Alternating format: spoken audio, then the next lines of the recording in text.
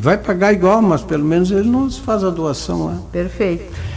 Seu Melo, a gente agradece a sua presença, então, e esperamos que nossos ouvintes aceitem o nosso convite para nos prestigiar. Mantovani, vamos fazer um intervalozinho e já voltamos para tomar uma aguinha, tá?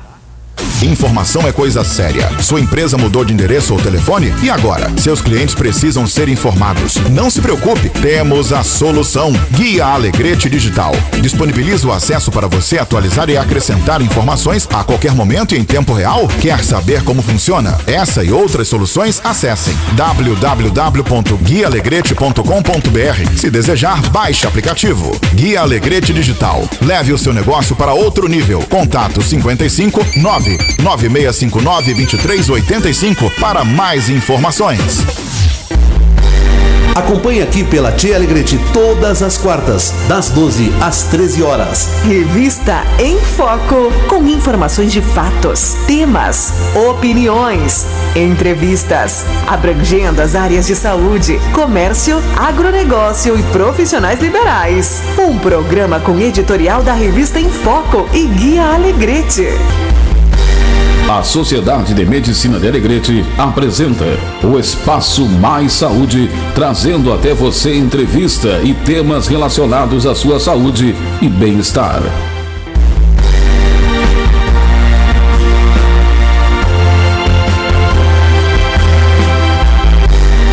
Bem, vamos para a segunda parte do nosso programa. Lembro a nossos ouvintes que através do telefone 3422-1600, se quiserem fazer perguntas, informações, orientações, estamos à disposição com as nossas convidadas. Eu acho que vamos conversar um pouquinho diretamente para as famílias, né? Quais os sinais mais claros assim que vocês podem orientar para se perceber de que uma pessoa está pedindo ajuda de maneira indireta, vamos dizer, né, Luciana, Pamela? Na experiência clínica de vocês, sim, né? Eu vou ressaltar aqui, então, que 96% dos casos de suicídio tem um transtorno mental associado, né? Ou seja, ansiedade, depressão, bipolaridade, uso de substâncias. Então, assim, a pessoa mudou o comportamento, está diferente, está se apresentando mais triste ou mais ansiosa, com várias queixas. A gente tem que atentar para esses sinais. A pessoa mudou, está diferente, está sofrendo. A própria pessoa pode, então, se dar conta de que eu estou perdendo sono, eu me sinto mais ansiosa, eu penso demais, eu não consigo organizar meus pensamentos. Então são sinais de que alguma coisa está errada. E assim, o abuso de substâncias, né? Seja de remédio, eu começo a tomar remédio, eu estou tomando remédio por conta, eu começo a tomar tarja preta porque eu tenho que dormir, porque alguém me disse que é bom. Então, atentar essas questões que podem vir a desenvolver um quadro de dependência. O álcool, né? Muitas vezes o álcool é usado como uma forma de automedicação. Então a pessoa, para aliviar, tem que beber. Para dormir, tem que beber. Então, são sinais de que alguma coisa está errada. Acho que a questão também de desesperança, né? A pessoa tem algum problema e não consegue encontrar alternativa para lidar com esse problema. Problemas sociais, né? Como solucionar esse problema, né? Então, a pessoa se vê num impasse, assim, tá, eu não sei como resolver. E aí muitas pessoas relatam, né? Não tenho o que fazer, a única solução é morrer, é tirar a minha vida, né? É como se não conseguisse enxergar outras perspectivas diante de um problema, né?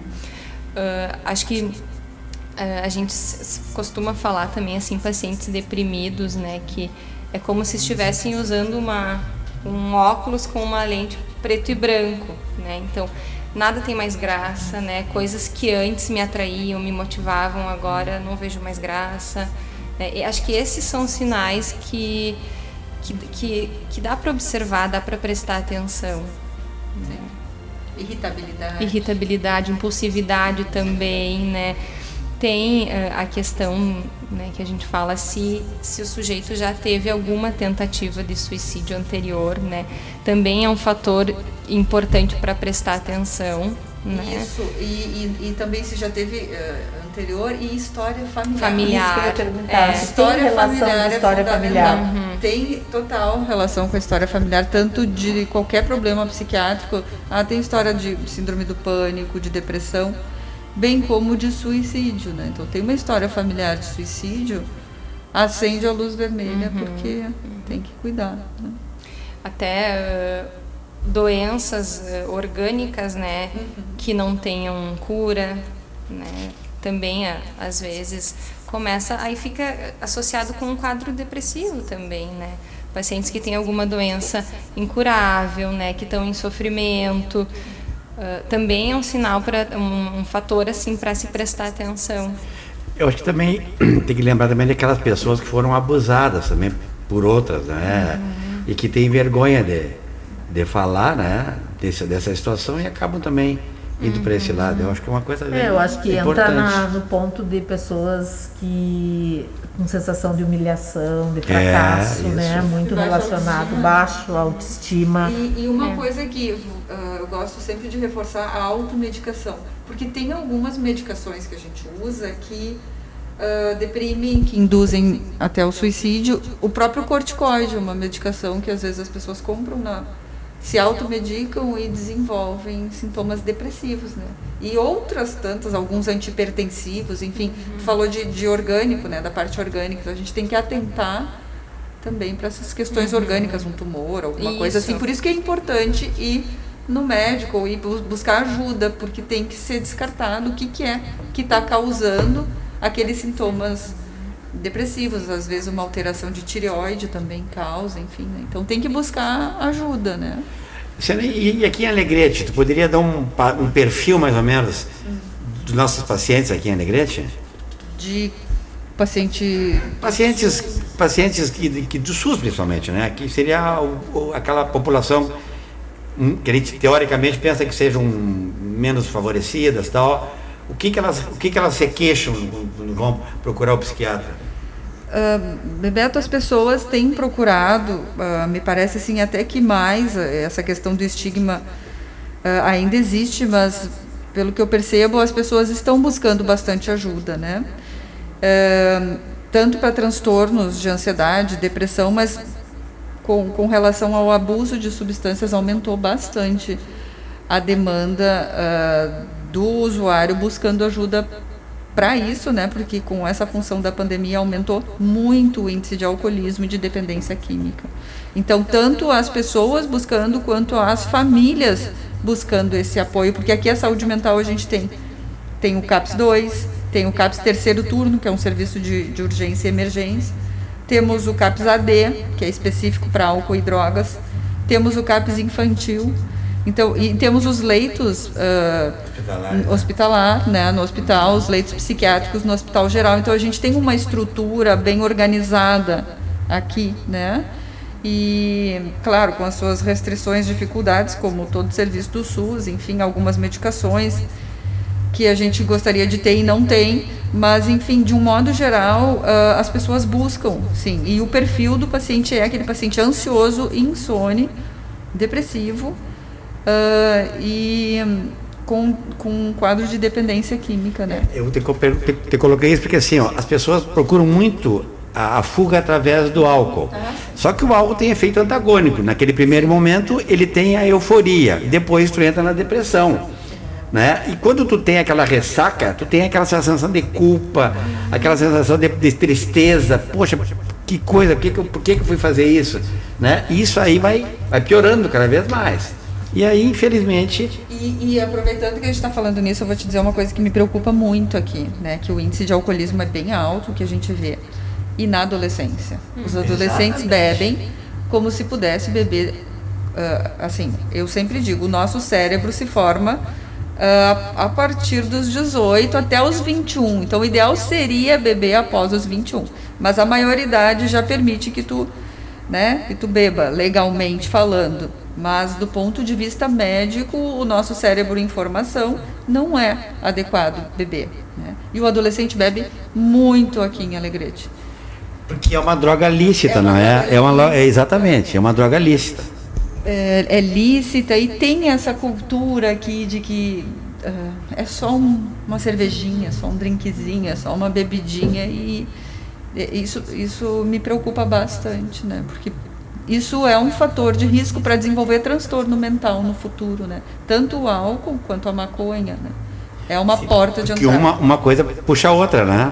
Eu começo com álcool, depois eu já não me sinto tão tranquilo, aí eu entro na maconha, daqui a pouco mais da maconha já não é suficiente, aí daqui a pouco eu vou para cocaína, o crack, sei lá, e aí se afunda completamente. E essa questão da permissividade da família, às vezes não perceber porque trabalha demais, porque não quer dizer o não, que às vezes é necessário, tu falou na questão do limite, né? Então, isso é preocupante porque é um fator de risco para doença mental. Eu não sei se tu tens essa impressão. E uma outra situação também que eu vejo em relação ao que o Antônio colocou, ao limite, no momento em que tu não coloca o limite e que tu libera e que tu troca às vezes assim, porque eu trabalho muito, porque é muito corrido as coisas, são os pais ausentes. Eu compenso, eu não vou criar mais aquela sensação de que a criança tem propósitos, ela tem planos, porque tudo ela consegue, entende? As coisas têm que ser muito valorizadas e tu tem que ter assim, pensamentos para frente de, eu quero muito isso. Se o muito isso vem tão fácil, daqui a um pouco eu não tenho graça mais, porque eu não tenho nada para lutar pela frente, entende? Então isso é uma coisa que eu vejo que pode começar a criar problemas lá na adolescência. Fica uma geração com dificuldade em lidar com frustrações. Né? Exatamente. Isso acontecia muito nos países mais desenvolvidos, né? Suíça, Suécia, onde realmente as pessoas não tem problema, né? Porque lá tudo flui direitinho, então as pessoas acabam se deprimindo, né? Porque tu não briga por nada, não tem aquela sensação gostosa de adquirir alguma coisa pelo teu trabalho. Tudo está ali na sua frente. Então é importante que o jovem se dê conta disso. E isso a gente volta lá para aquilo que a gente estava falando antes da questão familiar, né? Da família, dos pais conseguirem conversar com os filhos, conseguir explicar, conversar sobre a vida, sobre o futuro, sobre perspectivas, sobre frustração, sobre tudo, né? Principalmente sobre frustração, né? E assim, uma criança, um adolescente precisa de limites. Limites servem para estruturar um indivíduo, né? Uma criança... O nosso superego, né? Limite, rotina. Tudo isso ficou meio prejudicado com essa função da pandemia, né? Mas a rotina, mesmo que esteja diferente do que estávamos habituados, é super importante. E essa questão, assim, dos pais que trabalham muito e aí eles tentam compensar a ausência, permitindo tudo... isso é ruim para a questão da frustração, né? Porque no momento que esse adulto jovem sai de casa, o pai e a mãe não vão mais estar ali para permitir tudo, para auxiliar em tudo. E aí vai vir alguma situação que vai ter frustração. A vida real. Eu sempre coloco para os pais que o limite que tu não colocar, a vida vai colocar. E na maioria das vezes é mais duro ainda. E daí de uma maneira, né? Bem drástica, né? Porque a vida não se preocupa como ela vai te mostrar as coisas. Então, assim, é um ponto que nós, pediatras, trabalhamos muito, porque hoje, antigamente, a gente dizia assim, era um excesso, tu conhecia teus pais pelos olhos, né? Todo mundo ouvia essa frase. Hoje não existe isso. Nossa, às vezes tu vê coisas assim, que tu tá sentada ali atendendo o paciente que te choca, né? Tipo, tapa na cara, não fala assim, sabe? Reações que eu fico apavorada de ver um filho falando com o pai.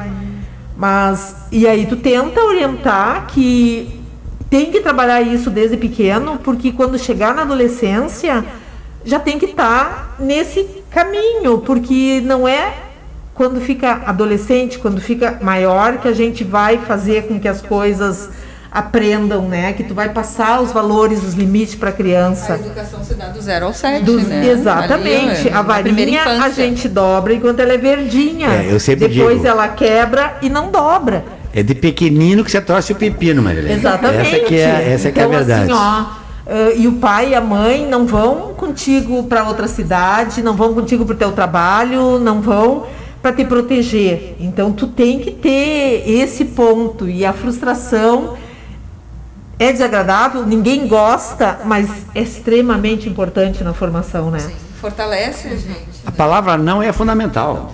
A palavra não é fundamental. E só reforçando o que tu falou, Marilene, a gente vê os pais dizendo não, mas é um não que é um sim, na verdade, né? É aquele não que não convence, né? A gente está ali observando, né? Não faz isso, fulaninho, não faz aquilo, mas é um não que não convence, né? Ele está fazendo da mesma maneira. Então, isso machuca a gente, porque a gente fica pensando, poxa, essa criança vai ter um problema que não vai ser da família, vai ser dela, porque aí fora ninguém tem obrigação de aguentar o teu chilique, os teus, sei lá, desencontros de personalidade, né? Então é isso. Acho que o não é fundamental. Sim, concordo contigo, Bebeto, super importante. E o que fazer então, jovens? O que fazermos? Como ajudar, como... Eu acho que a educação, né, a gente esbarra de novo nessa questão da psicoeducação, então orientar esses pais, né, pais, assumam seus papéis de pai, de mãe, que ninguém vai assumir, ninguém vai substituir, né, percebam sinais de alteração de comportamento, de abuso, de mudança de comportamento, pode estar abusando de álcool, abusando de droga, está sem dormir, então percebam esses sinais. Acho que né? a questão também de quando começa a se machucar, né, da automutilação. São os sinais, são né? Sinais, tá se cortando, começa a se tá cortar, se né? Isso, as pessoas buscam isso, né, com o intuito de é uma dor emocional tão intensa, né, que eu não consigo aliviar aquela dor e talvez eu me machucando, em algum momento eu consiga escapar dessa dor emocional, né? E aí as pessoas se machucam, mas esse é um sinal que precisa estar muito alerta, né, que alguma coisa não está bem. Alguma coisa da internet? Como assim, no sentido No de... sentido de estimular os jovens à automutilação. Eu já vi muita coisa. A internet é muito bom. Com a pandemia, então teve esse recurso para videoaula, videochamada, para socialização, mas ela também tem muita coisa ruim, né, Bebeto? Tem a Deep Web, que é a internet negra, enfim, que eles... a gente acha o que quiser nas redes sociais, né? Exatamente. E esse é o grande lance, porque eu tenho que orientar, eu tenho que prestar atenção no meu filho, no meu adolescente, no meu familiar e orientar. O que tu está fazendo? Cuidado com o que tu está buscando. Fiscalizar também, né? Fiscalizar, né? No sentido de tem muita porcaria, tem muita coisa legal, mas também tem muita coisa ruim, né?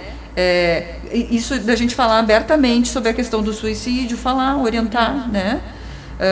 Qualquer situação, falar muito sobre drogas, né? E falar sobre droga e álcool não vai estimular que as pessoas pensem, não, se eu ia falar isso, tem aquela frase, estimular. né? Se eu pergunto se a pessoa está pensando em se suicidar, então quer dizer que a pessoa vai estar estimulando. Isso é um mito. Falar sobre álcool, droga, rede social, sexo, tudo isso a gente tem que falar, porque hoje em dia é comunicação, né? É conseguir se comunicar. Eles descobrem.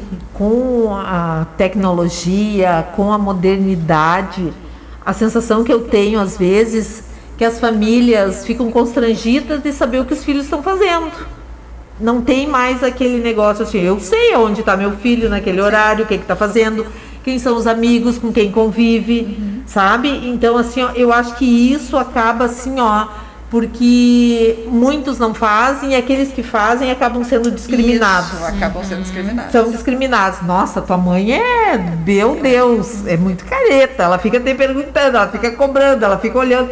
E quando eu acho que tu tem que saber quais os programas, que internet teu filho está olhando, o que anda no WhatsApp, né? Sim. São coisas extremamente importantes que tu pode pegar numa fase muito inicial. Sim. E conseguir reverter uma situação que pode se tornar gravíssima e depois. Lembrar que dentro de uma família existem papéis, né? Os pais ou os cuidadores, enfim, são os adultos. E os adultos que precisam, mais uma vez, impor os limites e assumir esses papéis, de fato, né? esses sem papéis. medo de perder o amor, de querer ser exatamente. o queridão, isso é cuidado, o amigão, perfeito, bonzão. perfeito. amigos, mas são os pais e que são responsáveis pela formação daquela criança e pelo adulto que ele vai ser. Exatamente. Que ele vai se transformar, é o futuro. Exatamente, não é teu amiguinho de bater nas costas, não é amiguinho para... Não, faço de conta que não enxergo. Sim. Isso tem os amigos. Agora, pai e mãe é uma amizade diferente, com respeito, com limite, que é responsável por essa criança. Né? E por esse adolescente, principalmente. E tem essa questão que muitos pais têm medo, tu falou em perder o amor, né? Eles têm medo que meu filho vai ficar revoltado comigo, que não... mas o teu papel enquanto responsável por aquela criança, aquele adolescente, também é fazer isso. Exatamente. Né? A gente tem assim, ó, bom, é o nosso papel aqui, né? De abrir os olhos das pessoas. Então, nada mais justo de que a gente aumentar o olhar, né? Mas com... Marilene, eu acho que uma vez eu escutei uma pessoa dizer assim, ó, o pediatra ele tem um terceiro olho, ele tem um olho na testa, porque ele enxerga um pouquinho mais, que muitas vezes os outros colegas não enxergam. Então a gente tem essa sensibilidade, porque a criança muitas vezes não se queixa, ou na maioria das vezes não se queixa, mas ela dá sinais. E se eu não tivesse terceiro olho, fica um pouco difícil, né? A comunicação não verbal. E não verbal, exatamente. Então, é isso que nós precisamos trazer para as pessoas que têm filhos com problema, filhos adolescentes, ou adultos mesmo que estejam passando por um problema difícil, que a solução não é tirar a sua própria vida. E hoje em dia tem muitos recursos para pedir ajuda, né? Tem o CVV, que é o Centro de Valorização à Vida, que é só ligar 188, é uma ligação gratuita, é anônima, né? Tem toda a questão de sigilo, não precisa falar quem tu é, a pessoa que vai te atender não vai ir contar para a vizinhança que alguém me ligou e tal. É um recurso que tem para pedir ajuda, né? Tu pode... Quem está se sentindo, né, muito triste, deprimido, está tendo pensamentos suicidas, tem esse recurso de ligar para o número 188. No site do CVV também tem um chat que tu pode pedir ajuda por ali, né?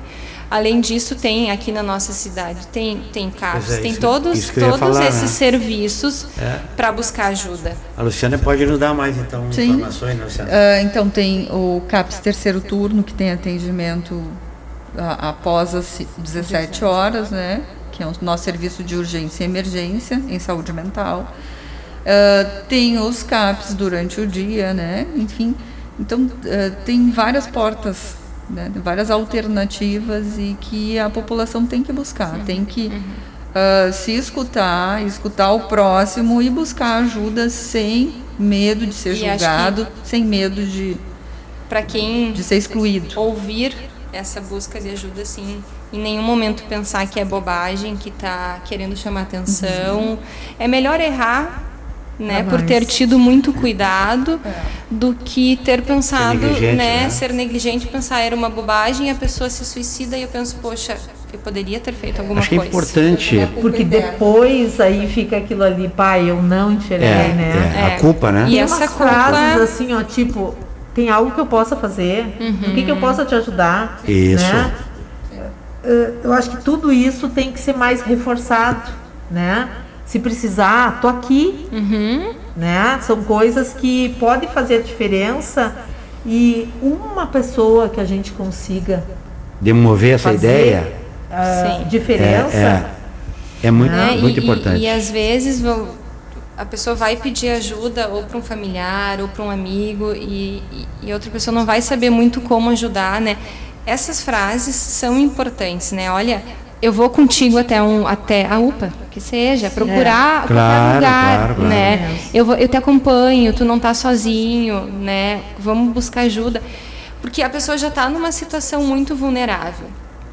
E aí, se eu não conseguir demonstrar que eu tô ali para ajudar, mesmo seja ficando do lado, é pior, né? Então, que eu consiga demonstrar que eu vou contigo. Para ele se sentir um pouquinho amparado. Amparado, acolhido.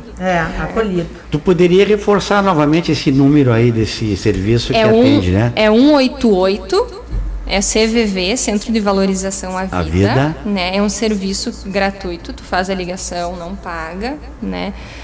São voluntários que foram treinados e que atendem essas ligações, né? Tu não precisa te identificar, vai ser uma conversa sigilosa, é no sentido de poder dar uma ajuda e orientar ao que pode ser feito, né?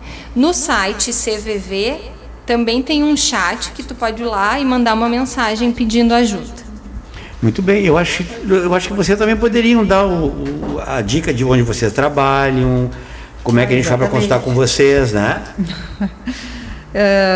Então, eu trabalho na saúde mental do município e trabalho num consultório privado também, né? E reforço aí que as pessoas busquem ajuda, que frente aos primeiros sinais e sintomas de qualquer alteração, que não tenham vergonha, que façam a sua parte e que busquem tratamento, que evitem a automedicação, evitem ao máximo álcool, drogas e enfim, né? E que sigam as orientações e as recomendações do seu médico. Isso aí. Eu trabalho na Santa Casa, né? E no consultório particular também. Né? E acho que reforçando tudo que já foi dito aqui, né? Existem outras formas de... Tu pode deixar um telefone, Pamela, também, né? Vai ter contato a gente contigo. está quase finalizando a construção da clínica, né? Que vai ser uma clínica de cardiologia e psicologia, né? Então, o telefone é 3420-0400 ou o 93503-1990. São esses dois contatos. Bom, eu vou fazer então meu fechamento, depois eu vou passar para a Marilene, agradecendo a presença das duas colegas aqui, que foram brilhantes. Espero que tenhamos atingido o nosso objetivo, e com certeza atingimos, né? Porque é um assunto muito importante que não vai ficar só nessa conversa, certamente nós iremos conversar novamente. Quero lembrar então nossos ouvintes da Rádio Alegrete que estamos aguardando, né, os aterros para a nossa construção da casa de acolhimento das gestantes, das mães da ANEL. Então, quem puder nos ajudar, por favor, né, descarreguem esses aterros lá, porque é muito importante para começarmos essa obra lá. Então, se nós não tivermos esse aterro, vai ficar um pouquinho mais complicado. E eu não gostaria, sinceramente, de ficar frustrado com a minha cidade. Já chega o final do Dr. Romário, que ele queria criar, Marilene, aqui em Alegrete, um hospital materno-infantil. E o pobrezinho morreu e não conseguiu. E o meu objetivo, né, como pediatra e morador do Alegrete, é que nós tenhamos, então, essa casa de acolhimento, já que a nossa UTI-NEL é uma referência brasileira, vamos dizer assim. Vamos fechar um pouquinho mais. Muito obrigado aos ouvintes. Marilene. Alegrete nunca nos deixou na mão, né, Antônio? Nunca. Eu que não sou, agora eu sou cidadã alegretense, né, claro. Registrada, comprovada, mas assim, eu que estou na luta pela UTI neonatal, a gente sempre que pediu apoio à comunidade, às empresas, então assim, ó, com certeza nós vamos ter sucesso no aterramento lá da nossa casa de acolhimento das mães da ANEL, que é uma obra assim, ó, de coração, né? Sim. Propiciar conforto para as pessoas que vêm e que ficam aqui, né? ali, ó, 3, 4 meses com seus bebês. Então, reforço o teu pedido. Agradecer a Pamela e a Luciana, acho que foi extremamente importante. Nós iniciamos o mês de prevenção do suicídio. Pensar em suicídio é uma situação que a gente não gosta de conversar, ainda tem tabus, mas que passa pela cabeça das pessoas, faz parte da natureza humana, e que nós sejamos pessoas para conseguir ajudar os outros a mudar o direcionamento da ideia. Eu acho que essa é a finalidade. Pamela? Acho que é isso, né? Lembrar que existem serviços especializados para buscar ajuda, né? Muito não obrigado. É a solução.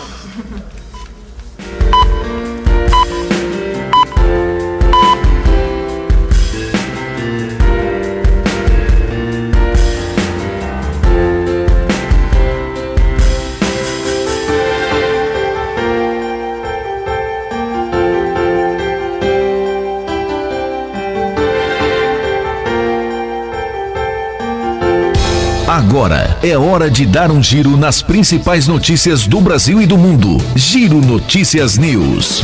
O cliente flagrado pelas câmeras de uma loja de conveniência baixando o short de uma funcionária, o que fez com que parte do corpo dela